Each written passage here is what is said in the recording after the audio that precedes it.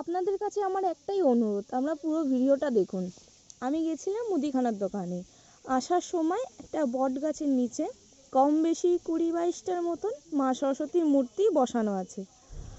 আমি শুধু বলতে চাই, কেন ভাই এত ঘটঘটা করে পুজো করার কোনো মানেই হয় না, যখন দুদিন পরে তার স্থান কোনো গাছের নিচে বা রাস্তায় থাকবে। এর থেকে ভালো ফটোতে পুজো করেন, তাতে বাড়িতে ঠাকুরের স্থানে থাকার জায়গা তো হয়ে যাবে। বছরের পর বছর সেই ফটোটিকেই পুজো করবেন। কিছু বাড়ি এমনও আছে যেখানে সন্তান বড় হয়ে গেছে বলে পুজো এখন করা বন্ধ করে দিয়েছেন। তো আপনাদের মধ্যে কিছু মানুষ আছে, তাদের উদ্দেশ্য করে বলেন যে তারা ব্যবসা শুরু করেছে, যেহেতু সন্তান বড় হয়ে গেছে, চাকরি বাকরি পাচ্ছে, তাহলে এখন পুজো করার কোনো দরকার হয় না।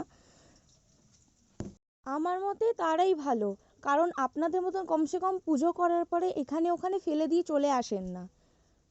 আমি বলতে লজ্জিত বোধ করছি, কারণ আমি এমন দৃশ্যও দেখেছি যেটা হচ্ছে রেল লাইনের ধার দিয়েই আমি যাচ্ছিলাম, তো সেখানে যেখান দিয়ে রাস্তা পারাপার করে মানুষজন, মানে সাইডে, সেখানে পর্যন্ত ওর পায়ের কাছে মাকে রেখে চলে গেছেন। এবার আমি কি বলবো বলুন তো।